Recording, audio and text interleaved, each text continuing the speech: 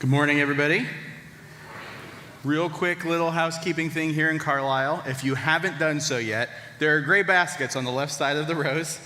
If you would grab those. Pastor James was so excited about the Christmas give, he forgot to actually ask for the Christmas give. So we just want to pass those down the rows. There'll be somebody there to collect those in just a moment. Yeah, I got you. Real quick, so this is for everywhere here in Carlisle and also in the sanctuary and in Dillsburg. We are not having our downtown elementary kids programming this morning. We invited all of those kids to be in the services with us. And so I need to say something as a parent. I remember what it was like having my kids in service with me and thinking they were the loudest human beings on the planet.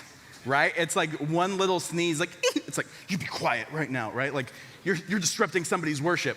But then, like, somebody else's kid is, like, playing with Tonka trucks, and it's just like crashing them together. It's like, aren't they precious, right? Like, if your kid is here with us, let them be kids, okay? Like, they're not too loud, and if you get grumpy looks from anybody in the room, in every room, auditorium, sanctuary, Dillsburg, I know there's at least one guy named Steve. So Steve, it's your job to be a smiling face to those kids, okay? If your name's Steve and this is your first Sunday with us, you got a job, I guess. Okay. But this is why we asked all the kids to be here with us. It's not because volunteers needed a break. It's not because we didn't have enough volunteers. It's not because, it's the end of the year, so we just planned on people not showing up. No, we are very intentional about why we wanted kids here with us. And it's because they're part of the church. Like, they're here. Yes, one person clapping. All right.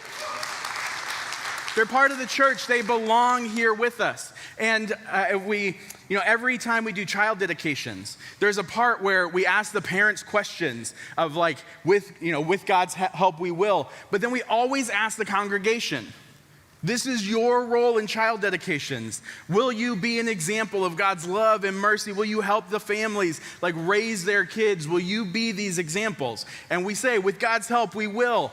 Now's your chance, okay? Now's your chance to let them know that they belong here with us. And so if they're making noise, if they're playing with whatever, this is the first time you'll hear a pastor say you can ignore the sermon and play with them, okay? Belong here. Belonging is not a reward for behavior, okay? And that goes for all of us right now, adults included. You belong here, and it's not because of what you can do, and it's not because of your behavior. You don't belong just because you act a certain way. Okay, sorry, that was a different sermon. But for the kids, I forgot about this. Hopefully you were handed one of these sheets. We have them at the welcome desks and all the places. It's just some sermon notes to help kids keep their attention. There's even little spots where it's keep a tally mark every time the pastor says God, Jesus, love, or prayer. There, you got one right now, right? You can make those tally marks. If you didn't grab them, there's still plenty out there. Feel free to walk out and grab another one. If you're an adult and you're I kind of want one of those, you feel free at this point, you can go grab one.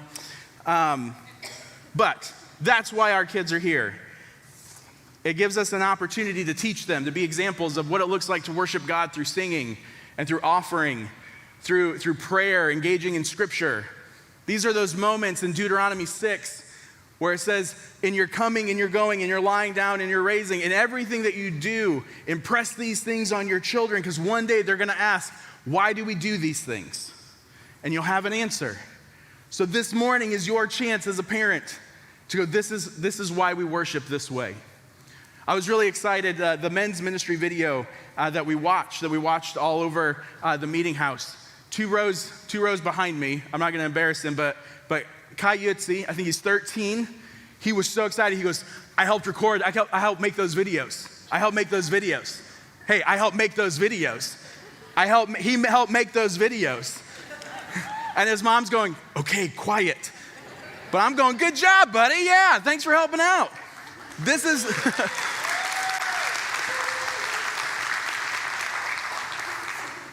This is why we're together. This is why everybody belongs. Everybody has a role. Everybody has a part to play. I should probably get to a sermon. We've been in a series for the last year, and we're still going. But this Sunday wasn't necessarily like connected to this series. We started back in January, started in Genesis, and we took a long time in Genesis. And then we're like, there's a lot in the Old Testament. We should probably get moving, right? And so we've been going through the Old Testament. And we're going to start in January looking at Jesus. And so on the 29th of December, we're like, okay, it's a standalone Sunday. And I was told, like, Zach, you can preach about whatever you want to. If you haven't read, there's a lot in here, guys. And I've got opinions about just about everything. It was not easy. But because our elementary kids are joining us in their series, what they've been learning on Sunday mornings, they've been looking at the birth narrative of Jesus. They've been looking at shepherds and angels and Mary and Joseph. And this morning, they would be looking at the Magi. And so I thought, let's all look at the Magi. Let's look at Matthew's account of what happens, the birth of Jesus, because honestly, it fits perfectly. Because I know we have, now if you're like me and you took part in like a church nativity play when you were a kid, anybody? Yeah. You know, everybody wore a bathrobe and a towel on their head, and you were a shepherd or Joseph, or like you took the towel off your head and you were an angel. Like that was just the costumes, right? Or it was a bed sheet with a hole cut in it, and you were an angel. And I think about, like, we have, you know, Mary and Joseph, and we have the scene of the shepherds coming, and then the three wise men show up with gifts. And it's just like this nice, neat little picture. But Matthew's gospel is a little, like, the picture it shows of Jesus' birth is not so nice and neat. And he doesn't actually mention the shepherds, but he just talks about these wise men from the east. And he also talks about King Herod. And so we're going to look at this story and look a little bit at, like, comparing the Magi and King Herod, and looking at these two kind of groups. In Luke's gospel, we see the shepherds, the angels show up to the shepherds, say, hey, great news, the king of the universe was just born, go find him. And they go, let's go find him. And they find Mary after she's just given birth to Jesus, because what woman, after just giving birth, doesn't want a whole bunch of like blue collar workers coming in from the field saying like, can we see the baby? Right? But they hear this message, like the shepherds who are kind of the outsiders. They're the ones working outside with dirty animals, and they get this message direct from God. Something's happening, go find him. And so they do. And hopefully, like, when I read the story, it's like, I hope that I react that way. I hope that I would be the one that's just like, yeah, God said so. I mean, an angel like showed up, talked to me, they sang at me. Probably a big deal. We should do that, right? And so they go find Mary and Joseph. But in Matthew's gospel, it's a little different. And as we've been looking over the last year at like going through the Old Testament, there's reasons we've picked certain things to highlight. I don't know if you, we're Americans and we watch a lot of TV. So you probably watched some sort of crime show in the last year. And usually there's like one of these conspiracy theory boards, right? Where it's like, okay, how is this connected? How is this connected? I feel like this is my brain sometimes. Like somebody says something and I jump from 6 different spots and then say something that seems completely unrelated, but it's all connected, right? And as we look at Matthew's gospel, we're gonna see it's all connected. There are strings going everywhere through the Old Testament. So if I seem a little bit like a conspiracy nut, just go with me, okay? In Matthew's gospel, this is Matthew chapter 2, starting at verse 1. It'll be on the screens if you don't have your Bibles. Jesus was born in Bethlehem in Judea during the reign of King Herod. About that time, some wise men from eastern lands arrived in Jerusalem asking, "Where is the newborn King of the Jews? We saw his star as it rose, and we've come to worship him." King Herod was deeply disturbed when he heard this, as was everyone in Jerusalem. He called a meeting of the leading priests and teachers of religious law and asked, "Where's the Messiah supposed to be born?" "In Bethlehem in Judea," they said, "for that is what the prophet wrote. And you, O Bethlehem, in the land of Judah, are not least among the ruling cities of Judah, for a ruler will come from you, who will be the shepherd of my people Israel." Then Herod called for a private meeting with the wise men, and he learned from them the time when the star first appeared.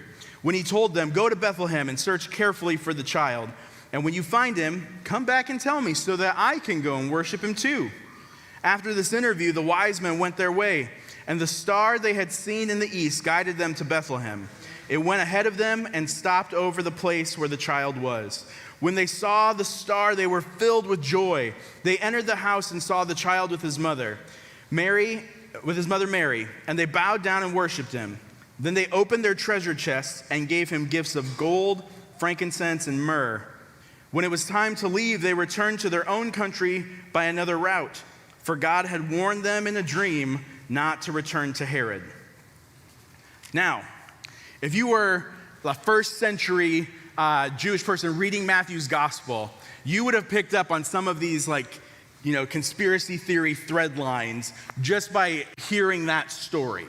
Okay, so I'm going to help you out since we're in the 21st century and we may not necessarily know some of these things. We say Magi, we say wise men, because we don't, what does that really mean? The word Magi comes from the word magos, and then in the plural sense, it's magoi, okay? But Magi sounds a lot better than magoi, right? But it's magoi, and that word is used in a couple other spots in the Old Testament. That's the word, because we're all thinking it, right? Like the thread's already connecting, right? Like Magi, okay, I know where he's going. Daniel 2, right? Magoi is the word. When Israel's in exile, and it's the word for the king's astrologers, his enchanters, his magicians, his sorcerers, the ones that would look for some sort of divine understanding in celestial bodies. Or diviners, they would take animal bones and they throw them on the ground and they would see some sort of meaning in there. And so if you were a first century Jew and you hear Matthew's gospel and you hear the Magi from the east, these Persian astrologers came following a star to Jerusalem, you'd go, oh, we know these guys, Daniel 2. We know these guys from Daniel 5. These are the bad guys. Okay, so this is we got to know, these are the bad guys showing up. But then you hear this story going, and they wanted to find the new king of the Jews, and then they found him, and what did they do? They gave him gifts. Thank you. Yeah, they gave him gifts. They bowed down and worshiped him, but then they left. No. Matthew, I think you screwed up your gospel because those are the bad guys. See, as he uses these words, and we have this understanding of Matthew's about to do something in our understanding of who these wise men were. And we typically think because we have songs of there were three of them, right? Because there's three gifts, there's three guys. And we have names for them. Anybody know the names of the three kings? There's a couple hands shooting up. Malchar, Caspar, and Balthazar. Yeah, there's a Christmas trivia answer for you. Write that down, save it for next year. But honestly, it would probably be a bigger group. It'd be safer to travel in a caravan. And honestly, if you showed up to Jerusalem and were hey, there's these three guys from another country, they want to talk to our king, probably wouldn't get an audience. But if there's a bigger group of these astrologers, these people who can find these divine meanings in the stars, it's oh, well, let's actually have them in. Let's talk to the king. But Matthew is all of a sudden using this perception of the bad guys, of going, actually, they did something good. They found Jesus, identified Jesus, and said, this is the king, and they gave him gifts. Now, you may have been thrown off a little bit with the Daniel 2. Anybody thrown off with the Daniel 2 reference? Show of hands. Only the kids are being honest. Thank you. Because some of you may have been thinking something else, right? You were I wasn't there with Daniel 2. I was thinking Numbers 22. Yeah, right. Numbers 22 with Balaam and his donkey. We all know that story. This is one of the oddest stories well, maybe not the oddest in the Bible, but this is one of those that's wait, what? So Israel's coming in, they wandered in the desert, they're coming into the promised land, and there's all these nations there that are frightened of Israel. They're a big group, they're gonna take over. And so the king of Moab goes to this guy named Balaam, who's kind of this prophet. He's a Magi, he's a diviner. He looks for this divine meaning in divination and reading bones. But he's smart in the way of going, but I don't do it for free. You gotta pay me for these things. So the king of Moab comes to Balaam and says, look, I'm gonna pay you money. What you're gonna do is you're gonna come curse Israel for me. And so it's like, I mean, if the price is right, let's do it. And so Balaam rides his donkey and they're going to Israel. And what happens is that the donkey sees this angel with a sword drawn. The donkey sees it. Not Balaam, just the donkey. And so the donkey, who seems like the logical person in the story, sees an angel with its sword drawn and goes, I'm not going over there. And starts walking away. And so Balaam hits his donkey and going, stupid donkey, get back on the road. And so the donkey's like, well, let's go this way. And Balaam says, stupid donkey, hits his donkey, get back on the road. And then the donkey, after being hit a few times, says to Balaam, why are you hitting me? There's an angel with a sword in front of us. And Balaam, like all of us, right, riding on a donkey that immediately turns to talk to us, says, interesting, you don't say. And then he sees this angel, and the angel says, the donkey just saved your life, okay?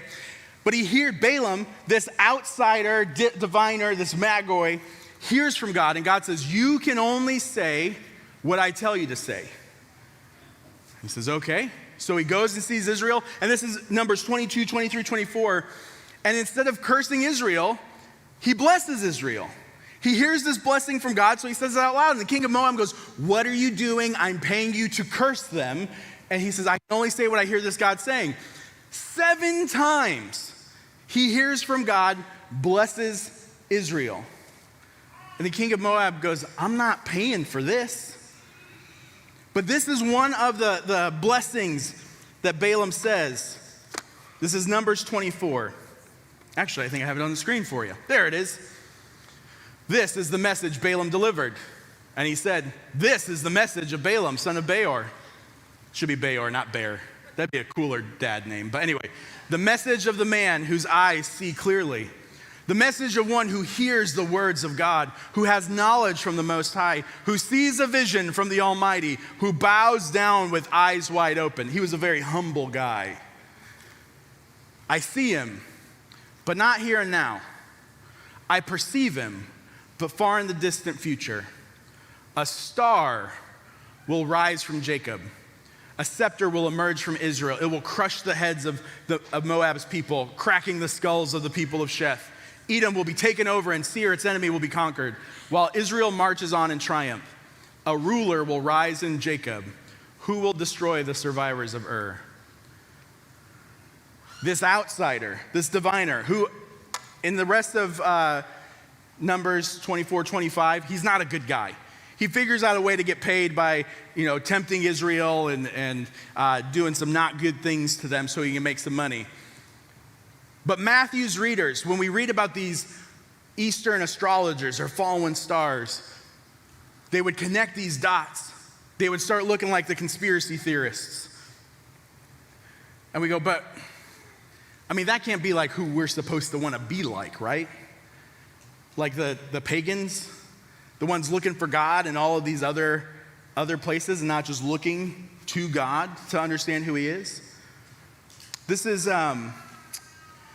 is what Craig Keener, he's a biblical scholar, this is what he says in his commentary on Matthew.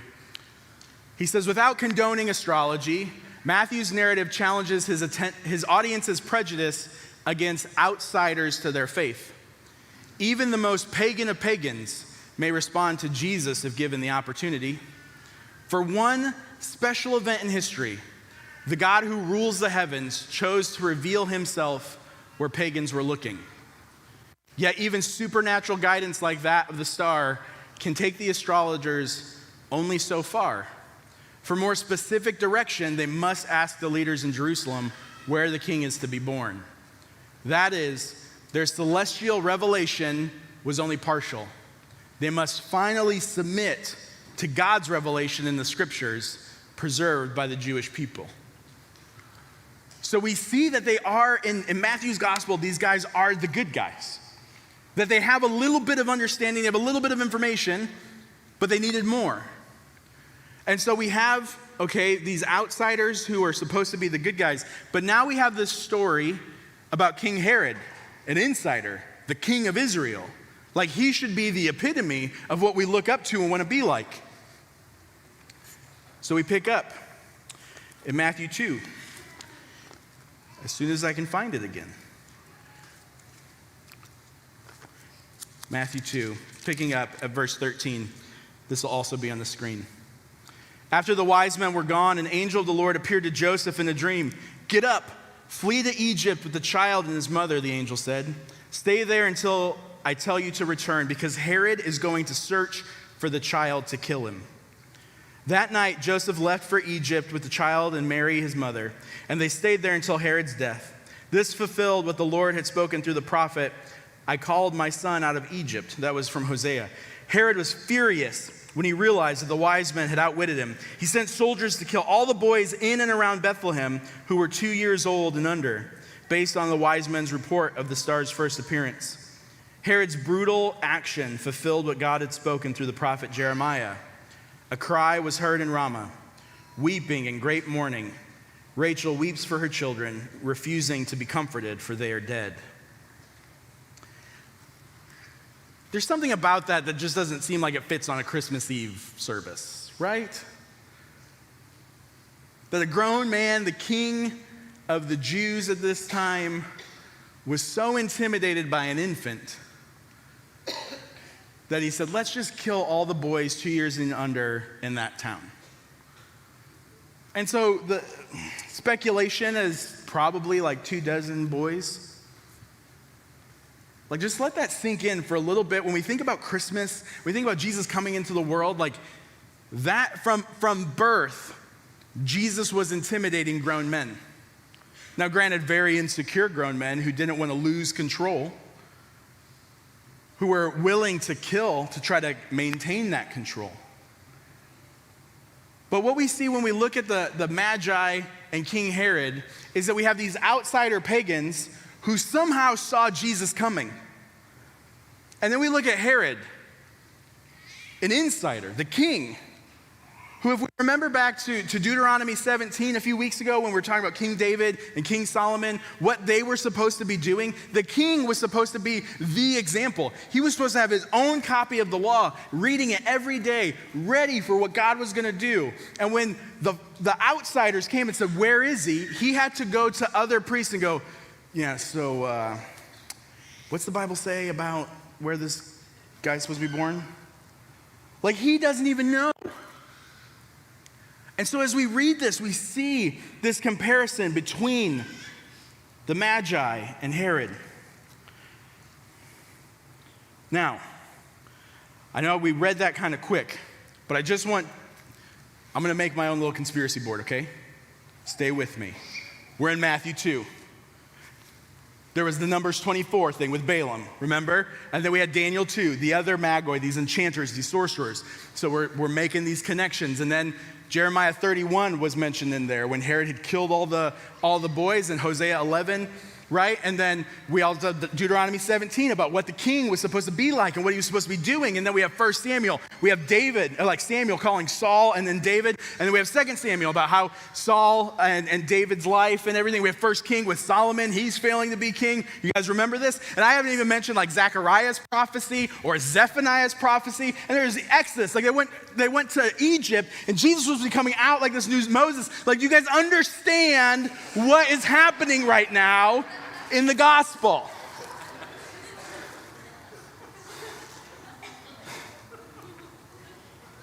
Okay. You're probably thinking right now, what's the point? Like, cool. We see all these connections. It's just the win at Bible trivia? Or is it to try to show us That even from the beginning, when we're looking back to Deuteronomy, when God is calling his people out of Egypt as slaves, and he says, you're gonna be my treasured possession. This is how our relationship's gonna work. This is the covenant we're making between each other right now. And through Exodus and Deuteronomy, through Kings, through Samuel, through Kings, through Chronicles, through the prophets, God's going, I'm about to do something. Are you paying attention? For hundreds of years, God's going, I'm about to do something. Are you listening? I'm about to do it. We're getting a little bit closer. Are you paying attention? I'll even drop in the name of the town. Oh, you need a little bit more understanding? How about I send a star? Oh, you still don't get it? I'm going to send people from the outside in. How about some Jewish shepherds coming in? You know those people that you think don't know much? They're going to be the first ones who see the Messiah. Oh, no, you need more help? How about these outsiders, these pagans that we go, well, clearly they can't see anything. And God goes, I'm even going to reveal myself to them. Now, I'm not saying, I am saying God can use anyone and anything to reveal himself. What I'm not saying is that God is in everyone and everything. And if you just look hard enough, you'll find him. Because as we look at this story, we're all faced with some questions. The first question is, are you like the Magi? Do you feel like an outsider?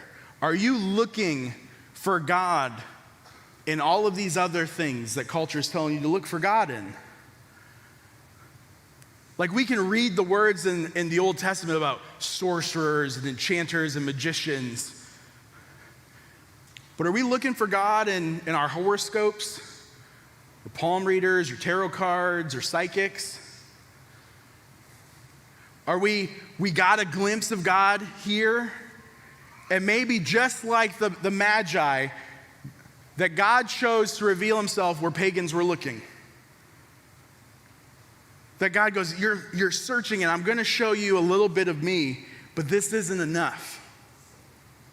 Just like the Magi, they have to go to somebody else and go, but where is he?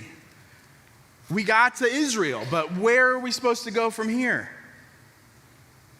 And maybe we're sitting in that seat of going like, I saw God when I was a teenager. I saw him in this one moment, and I've been searching for him since. I've been scrambling. I've been trying to recreate the same situation and dynamics to see God.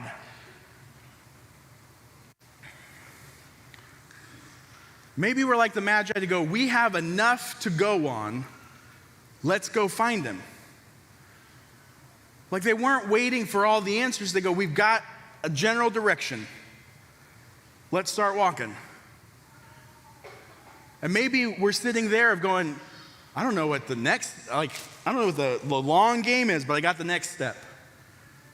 And maybe for some of us, it's just taking that next step. Or the other story in this is, are you like Herod? Are you so comfortable in the life that you're living right now that the thought of Jesus being the ultimate authority, the one who's in control, the sovereign king, the one who says, no, we're going to play by my rules, is that terrifying? Like, if God asked you to change, dramatically turn your whole world upside down, are we willing to do it? Or maybe we're like Herod, where we just kind of take God for granted. Like, we're living in a comfortable life. This is good. Clearly God's hand must be at work. Like, why would I want him to do more? Why would I want him to do anything else that might change this? See, the wise men were searching for Jesus because they understood that he was the king that was coming. And they wanted to know him. They wanted to pay homage to him. They wanted to offer what they had to him. Herod was searching for Jesus because he was competition. Herod was searching for Jesus because he was intimidating. Herod was searching for Jesus because he didn't like that God. Herod was searching for Jesus because he didn't want his world to change. So now that I've laid this conspiracy board in front of all of you, you've got another question to answer. Will you bow down to Christ as King? Will you come to Jesus and say, yeah, you're in charge? Will you come to Jesus and say that, you know what, everything I have is yours. Whatever it is that you want to do with this, that's yours to do with. Or do we like the idea of Jesus forgiving me a lot? Because man, doesn't it feel good to get stuff off your chest? Like I can come to Jesus and say all the things that I've done wrong and he forgives me and whew, that feels good. But the idea of coming to Jesus as King and going, hey, this life, it's whatever you want, that's hard. Now, this may seem heavy for the elementary kids in the rooms, but for the parents and the adults in the rooms, how we react and respond to this question is what we're teaching them.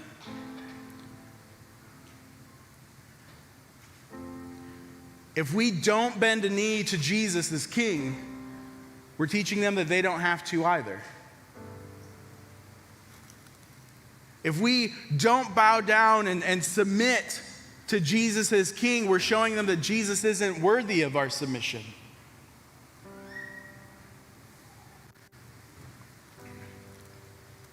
Nobody can make you do this. We're going to spend some time. We're going to sing another song at all of our locations, and I know we're coming off of Christmas, and we were so excited. We're looking forward to it.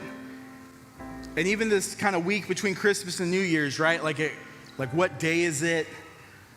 What are we supposed to do? What responsibilities do we have? Oh, we missed garbage day. And we go, it kind of feels like normal life. Like, what are we supposed to be doing right now? But what a great opportunity to end a year and to start a year as a family. So this is what it looks like for us to bow down to Jesus as King. This is what it looks like for us as a church to say, yes, he's in control. This is what it looks like for us as a church to go, man, this is hard, but I'm willing to give it up. Would you pray with me? Jesus, would you continue to speak? Would your Spirit speak to our hearts right now? If we've never thought about what it looks like for you to be King in our life, what all of those implications actually are, I pray that you would start showing us. Because, God, when you spoke to Adam, when you spoke to Abraham, when you spoke to Moses, when you spoke to David, when you spoke to Jeremiah, when you spoke through Jesus, these covenants that you were making with your people were always for our benefit. It was always because you loved us. It was always because you wanted to show us mercy and grace and forgiveness. You wanted to draw us closer. Not that we would just know more things about you, but that we would know you in a deeper way. So Jesus, our prayer this morning is that we would recognize you as King. That we would, like the Magi, go off the information we have right now and keep searching for you. To kneel, to bow down, to offer what we have. And it is in your amazing, victorious, kingly name that we pray, Jesus. Amen.